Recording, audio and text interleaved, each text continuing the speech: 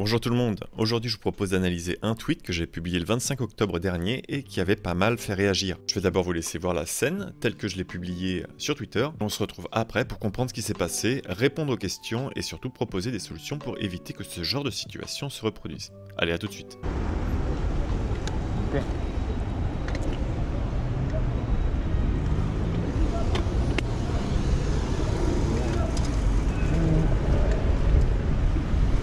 Donc là on va à gauche. Alors, on va essayer si le bus ne nous coupe pas la route. Hey, hey, ouvre les yeux là. Pardon? Pardon? C'est comme ça, lui traverse. Pardon? Je l'ai vu là. Vous avez vu quoi? La voiture, elle te coupe la figure. Moi je suis sur une voie, ok? Je sais. Eh bien alors vous engagez pas, monsieur.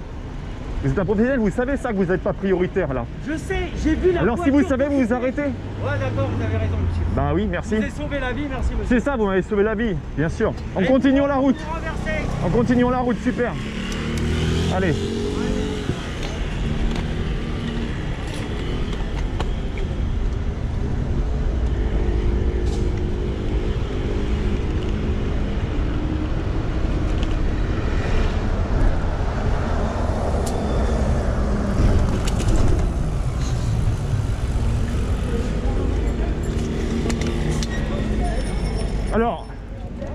Alors là, vous me coupez la route, vous prenez sur le sas vélo. Vous êtes quoi le numéro? Vous avez sauvé la vie, monsieur. Ok, ligne 21, police 118, très bien. Bon, alors vous l'avez peut-être compris, mais cette vidéo ne s'est pas retrouvée sur internet suite à la première altercation. Ce qui m'a vraiment choqué ce jour-là, c'est surtout que le chauffeur a souhaité me redépasser pour la suite pour bien me faire comprendre que c'était lui qui avait le dernier mot. D'où mon message sur Twitter qui indiquait que ce chauffeur en particulier ne faisait manifestement pas un métier qui lui convenait.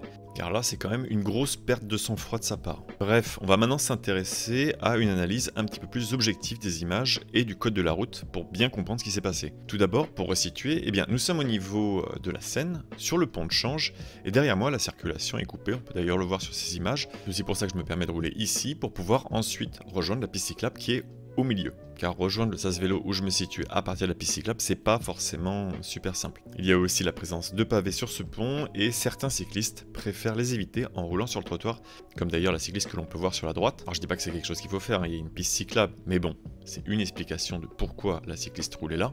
Et le sas vélo n'étant pas toujours accessible, certains cyclistes anticipent le feu, comme par exemple la cycliste qui venait du trottoir et qui arrive sur ma droite. Mais vu qu'à cet endroit-là, c'est un sens unique et qu'il y a la place de rouler à deux, c'est pour ça que je la redépasse pour pouvoir avancer sur la piste cyclable.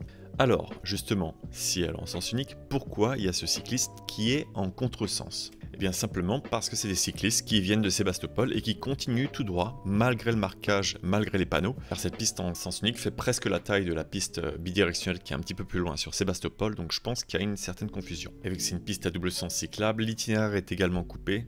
Donc c'est plein de points comme ça qui ramènent de la confusion, mais je vais le développer juste après quand je parlerai du plan de circulation. Je continue donc sur cette piste et décide de rouler au milieu, vu son état et les feuilles. Et là mon but au niveau de l'intersection, c'est d'aller à gauche pour ensuite tourner à droite. On m'entend d'ailleurs le dire, et à ce moment-là j'ai également un doute sur le fait que le bus va me laisser la priorité ou non pour continuer. Alors maintenant, pourquoi j'ai besoin d'aller tout droit pour pouvoir ensuite tourner à gauche? Bon, et bien pour répondre à ça, il y a un taxi déjà qui est arrêté, je ne sais pas s'il y a un passager qui va descendre, donc il y a le risque qu'une portière s'ouvre, et ensuite il y a une voiture qui est simplement en contresens. Donc voilà pourquoi je vais me serrer en fait le plus à droite possible. Bon, et normalement j'aurais également dû m'arrêter au niveau du passage piéton, car le feu était au vert, mais à ce moment-là il y a le taxi qui était déjà engagé, qui coupait la route, donc je m'engageais à son côté. Voilà un petit peu pour le placement. Alors maintenant, est-ce que j'aurais dû laisser la priorité au bus et qui avait finalement la priorité à cet endroit-là? Il y en a aussi qui vont me dire pourquoi t'as forcé alors que juste avant tu dis on va essayer si le chauffeur ne nous coupe pas la route. On va essayer si le bus ne nous coupe pas la route. Eh bien c'est simplement parce qu'à ce moment-là, le chauffeur me lance un regard et donc je me suis dit c'est bon, il m'a vu, je peux m'engager. Je l'ai vu là.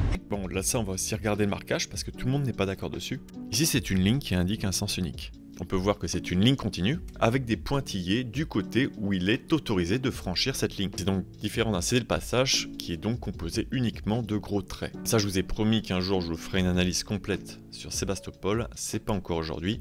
On va juste s'intéresser à ce carrefour en particulier. Alors, dans ce cas de figure, que dit le code de la route? Eh bien on a l'article R415-4 Et on nous dit que les véhicules souhaitant tourner à gauche doivent céder la priorité aux cycles et cyclomoteurs circulant dans les deux sens sur la piste cyclable qui traverse la chaussée sur laquelle il va s'engager. Donc ici, aucun doute, tous les véhicules circulant à ma droite doivent me céder la priorité, que j'aille tout droit ou que je tourne à gauche. Et de toute manière, le bus n'aurait pas pu avancer beaucoup plus car il y avait le passage piéton qui était ouvert et il aurait dû laisser de toute manière les piétons franchir ce passage. Piétons qui finalement n'ont jamais pu s'engager. Et le fait que le bus avance de cette manière a également bloqué la circulation d'autres cycles. Donc après sur le fait qu'il m'ait sauvé la vie, ça je vous laisse en juger en commentaire, parce que moi personnellement j'ai pas trop eu cette sensation, au contraire, car ce qui me gêne le plus c'est qu'après l'altercation, moi je continue à rouler comme si de rien finalement, parce qu'il y a juste eu l'échange, ça a été clarifié, voilà, le message est passé, on en reste là, donc je repars en roulant à une vitesse correcte. Là je vois le feu rouge, donc je commence à ralentir. Et là, de manière complètement inattendue, il y a le bus qui me dépasse dans ma voie de circulation en me serrant sur le côté droit et qui arrive d'ailleurs pas à maîtriser sa vitesse car il s'arrête dans le sas vélo.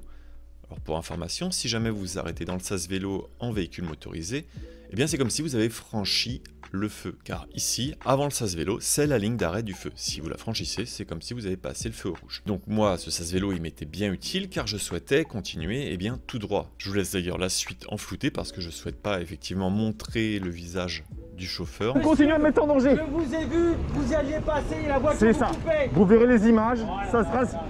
Vous verrez les images. Allez, allez-y, monsieur. Bien sûr. Vert, allez-y, attention, il y a des vélos.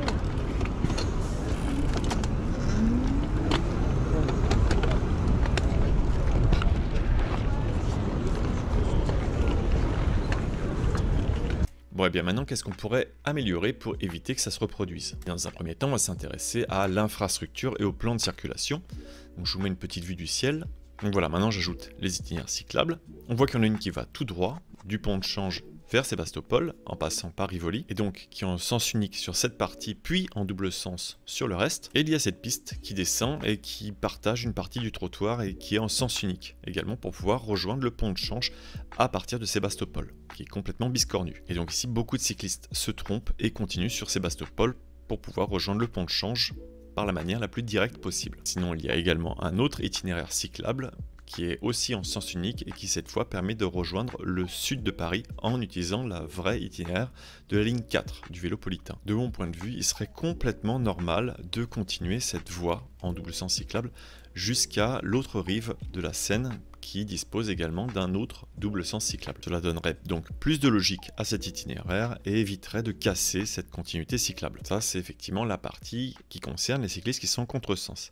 Et au niveau du carrefour, qu'est-ce qu'on pourrait faire? Ce qui serait intéressant, ce serait de rapprocher la piste cyclable du passage piéton. Le fait de décaler légèrement va permettre aux véhicules d'avancer un petit peu dans l'intersection et d'avoir une meilleure visibilité sur le côté gauche. On peut d'ailleurs voir certains véhicules le faire naturellement parce qu'ils vont attendre de toute manière au niveau du passage piéton un petit peu plus loin. Et ensuite, il faudra rajouter une zone tampon en dur pour éviter aux véhicules de tourner de manière trop serrée. Il serait même intéressant de voir s'il est envisageable de permettre à des bus de circuler en double sens sur cet itinéraire, évitant ainsi de couper deux fois la voie au cycle, à cet endroit-là et cet endroit-là, qui limiterait les risques avec 3 lignes de bus, la ligne 85, la ligne 58 et la ligne 21. Et en plus de ça, il y a également le côté formation, pour éviter de reproduire ce type d'erreur. Et à ce propos, jeudi 4 novembre, c'est-à-dire demain, il y a une journée porte ouverte au niveau de la place de la Concorde pour permettre aux cyclistes et aux machinistes d'échanger et de partager le point de vue de chacun, pour qu'ensemble on puisse profiter d'une route plus sûre. Je vous renvoie aussi vers la vidéo que j'avais faite sur le point de vue d'un chauffeur de bus avec Giovanni qui sera également présent demain lors de cette journée porte ouverte. Et n'oubliez pas, ce n'est pas le mode de transport qui est dangereux, mais bien le chauffeur qui est le pilote. Je dis ça parce qu'il ne faut pas stigmatiser tous les chauffeurs de bus comme il ne faut pas stigmatiser tous les cyclistes. Quand je remonte une situation comme celle-là, c'est pour faire avancer les choses, pour faire comprendre qu'il y a eu un problème et de chercher des solutions pour pouvoir le résoudre. Voilà, j'espère que le message a été clair, j'espère que cette vidéo vous a plu. Je vous dis à bientôt pour de prochaines vidéos et bonne route.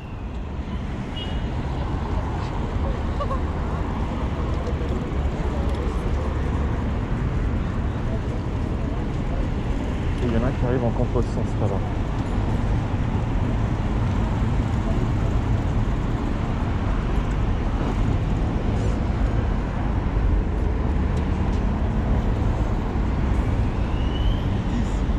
Hello, ça va? Salut. Je suis un peu. Ouais, c'est cool tes vidéos. Bah merci. J'ai regardé là, ça fait 2 ans que je suis à Paris et je fais du vélo. Du coup, avant d'arriver à Paris, j'ai regardé tes vidéos. Ça m'a bien aidé. Ah cool. C'était cool. Ouais. Bah justement là, je suis en train d'enregistrer ce carrefour pour en parler un petit peu, Ouais. vu à quel point c'est merdique, etc. Voilà. Là, je suis en train de faire un sujet là-dessus. Ok, bah trop bien. Donc, parce que j'ai eu un problème avec un bus, notamment tu vois le 47 là qui va tourner et couper la voie au cycle. C'est ça. C'est ça que je vais filmer pour analyser, expliquer pourquoi il y a des trucs qui arrivent ici. Voilà. Ok, trop bien. Bah voilà, d'ailleurs il a coupé la voie au cycle. Il faudrait que je fasse d'autres points de Il y vue. a d'abord le passage ici là où on ferme. Exactement, ouais. Aussi, c'est très compliqué, il y a des cycles qui se retrouvent sur le côté droit, on peut en voir là. Ouais. Donc voilà, tu vois un peu le making of, comment je fais mes bon, bah, sujets. trop bien. Ok, bah c'est cool.